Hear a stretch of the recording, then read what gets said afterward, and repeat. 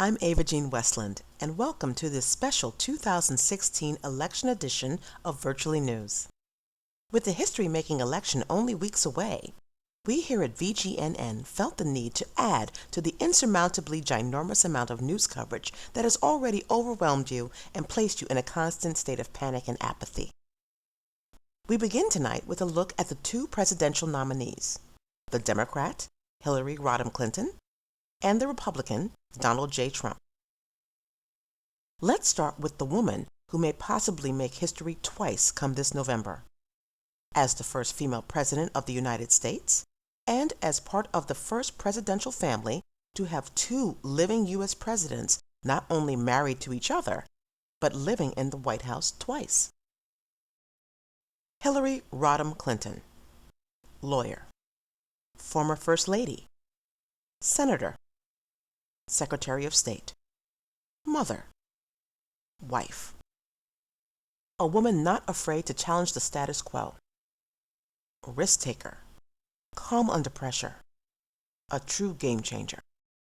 Donald J. Trump, real estate mogul, businessman, TV star, maverick, father, husband.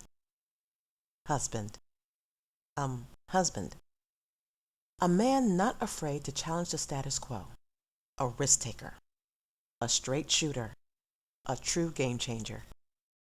Two very different candidates, yet similar in their surprising ascent to the most important election in history.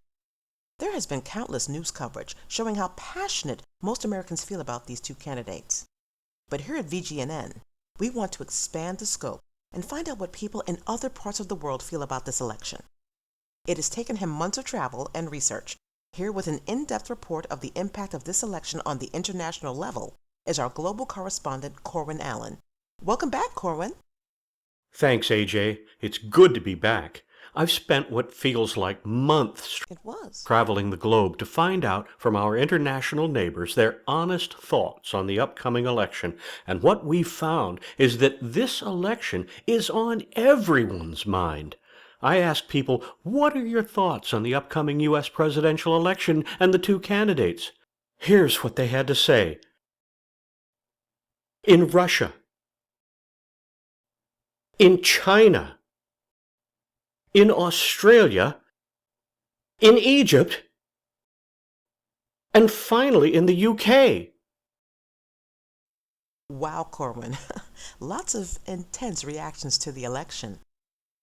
Why do you think that is? Why? You're asking me why?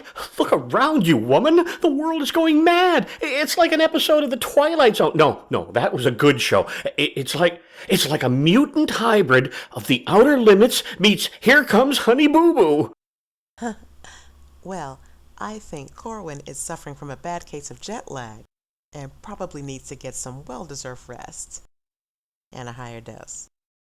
I don't need sleep. You need to get a clue. Don't be taken in, people. We're doomed. We're doomed.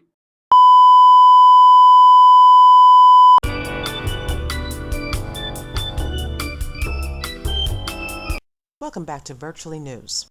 I'm Ava Jean Westland. We had some technical difficulties a moment ago, but that was resolved with some medication. And for our final segment of the evening, one of the things one often asks oneself after a politician leaves office is, where are they now? With all the heated rhetoric during this election, it's easy to forget about these former politicians, and it's easy to forget to have some fun. One former politician has found an answer to both these problems. Disgraced former New York Congressman Anthony Weiner has found a new career, entertainer. So as we sign off, here is a look at his new venture, which he hopes will bring light into people's lives. Thank you, and good night.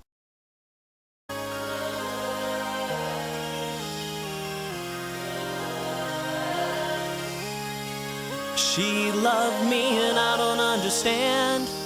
How could she? 'Cause I'm a stupid man.